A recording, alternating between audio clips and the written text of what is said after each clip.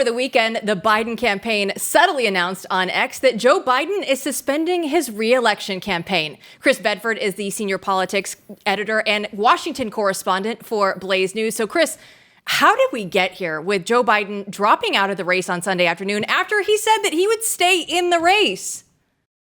It seems like they Stephen Briered him, which is a term that I've heard for the first time this past week, which is when someone's retirement or resignation is announced, maybe possibly without even checking with them, and they end up having to just eventually go along. I mean, the pressure kept on building, and then Joe Biden was too ill, and it was extremely embarrassing, too ill to even be seen in public. Rumors have swirled all around Washington about the president having some kind of a seizure or some more serious malady. I mean, there are questions and rumors right now amongst fairly reasonable and senior people about just how well the president is, considering that he didn't even appear on television. He basically did the equivalent of leaving a Post-it note in the refrigerator that said, "I'm not running," and then later on went with Kamala Harris, and then skipped the event today that Kamala Harris spoke at the White House for the NAACP. This is not just a weak candidate at this point, or a former candidate, but an obviously incredibly weak man. We've seen the doctor's note that's come out since, but at the same time, you have stories coming out in the Wall Street Journal that show that congressional leaders like Nancy Pelosi and House Democrats knew that this was a problem as far back as 2021. I mean, obviously, the American public had been able to see it for even the year before that, but this is something that's been known in Washington, D.C., and it just became untenable. So, Chris, let's step back a minute. I mean, what we've seen so far, in my mind, has been a narrative arc that made sense. I mean, you saw increasing pressure, some congressmen, then Congress was divided on the matter. You saw, increasingly elite figures coming out, donors coming out, and the pressure went up and up and up and mounted. But this weekend, there's a lack of narrative control, if you will. I mean, what's shocking to me, and I think many people in Washington, D.C., even people on the other side of the aisle, what's shocking many normies is the way in which this went down. It's almost as if at the very end there was someone pushed the fast forward button just for a few seconds to get where we needed to go.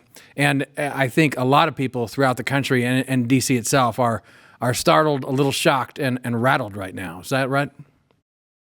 Yeah, it was pretty shocking. I was driving back from a wedding in Pittsburgh when my wife just casually mentioned Joe Biden resigned, at least from the nomination. And I said, she said that at this exact same tone that we'd been speaking for the last hour. So it kind of went by me for a second.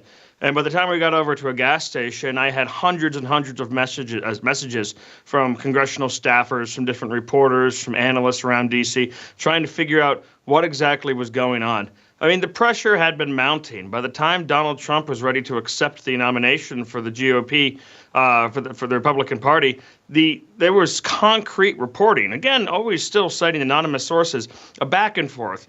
Was John Meacham, that fake historian, writing the special resignation speech from Joe Biden? Well, he comes out and says he wasn't doing it. Reporters were pretty serious reporters, too. People with years of experience were going back and forth in the source war that just boiled over. And finally, that really strange moment on Sunday where if you're a campaign staffer, except at the very top, most inner circle of Joe Biden's campaign, you found out that your boss had resigned either by Twitter or when your friend or your mother called you or someone who'd seen it before you while you were going about your day on Sunday.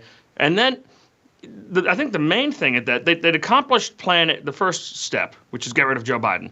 The second step was preventing all-out Democrat civil war. And that seems to be what D.C. got busy with over the next 24 hours.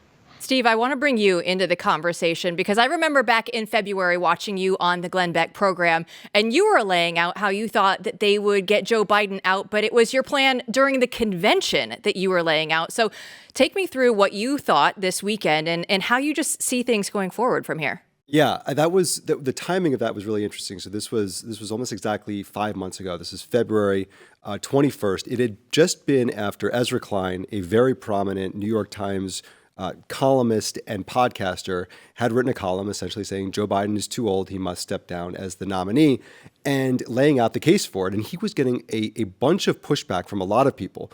But what he was also saying publicly is that privately, I'm hearing that I'm not alone on this. I'm not just going out there on a limb by myself. And that kind of piqued my interest, because if Ezra Klein, a very prominent figure there, is saying this publicly, there are other people behind him that are saying that also. So there were a lot of different scenarios. There were scenarios where we could see this happen in the kind of the way that this played out now with him getting out in this way. And there's also scenarios where I think are by the way, are still in play, where whoever it is, whether now it was going to be Joe Biden, whether it now will be Kamala Harris, accepts the nomination on August 22nd, exactly 1 month from today, and then steps down for one reason or another.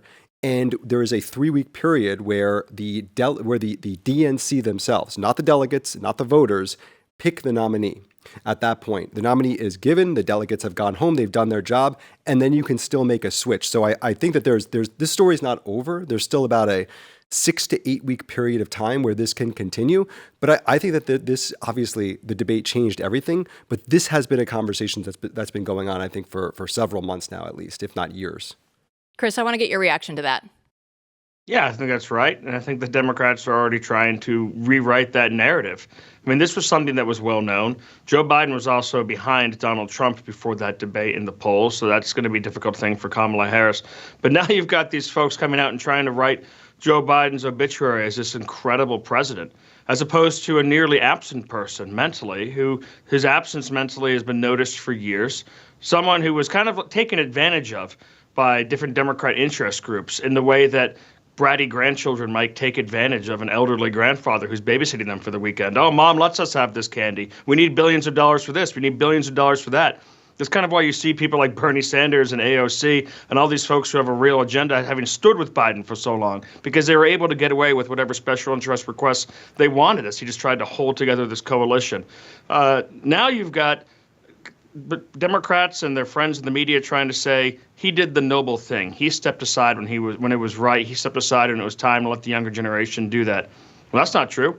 They ran basically a donor coup on him. They forced him out. It's extremely embarrassing. And now to heap on the shame, they've changed his Twitter account to backing Kamala for president. This is not like a year before he came out and said, you know, I've served my time. I helped get this country back in the right course after the evil orange man, Donald Trump. I'm going to step aside and let the younger people take over. He was absolutely pulled out. And now I'm already starting to see Democrat Twitter talking about how Donald Trump's age is an issue. I mean, the shamelessness with which they're going to turn on this is just incredible. And the way the history books they're trying to write them. But I do think that when people look back on this, when the partisan gaze is over, when the folks who are involved, including ourselves, unfortunately, are gone and no longer able to refute it, they're going to look back and say this was a stand-in president. And it's really a frightening thing where the money and the political party interest in this country, even at such a time of decentralization and internet democracy, are so powerful that we're able to have a stand-in corpse president for basically 4 years. Hey, Chris, actually, I want to ask you about that, because what we're seeing is this Democratic establishment and corporate media just kind of like, oh, well, the story's over. Everything's set now. Kamala's the nominee. Joe finishes his term. But I'm curious if what you're hearing, because I've started to see a little bit of this, is like, if Joe Biden can't be the nominee, how can he remain the president for the next 4 months? And is that a possibility that there's another shoe to drop where Kamala Harris becomes the president in addition to the nominee? Well, doesn't it seem like that would be good for her presidential chances, as if she actually has a few months in the office? It seems to me that would make sense for the Democratic Party. Republicans are trying to push this, but really the person the decision is going to come down to in the last minute is going to be Kamala. So it really, I think, is going to depend. Does Joe Biden actually have a serious and rapid decline in health? And we all have had elderly friends and elderly relatives. We're never going to be able to keep the conspiracy theories in check if something happens to Joe Biden, but we know that health can decline extremely rapidly once it starts. That would be something that would suit Kamala Harris well. But I do think also Democrats are looking at this and they're throwing spaghetti at the wall because they're in such a bad position politically in the first place.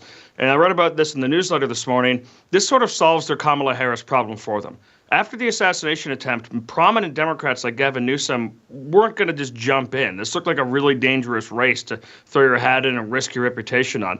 They were already stuck with Kamala Harris. They didn't know what to do with her. And hey, if she wins, and Republicans should take it seriously that she actually could compete with them. If she wins, then it solves the problem. And if she loses, well, they gave her shot and she can get out of the way and Gavin Newsom and the rest can come out next time.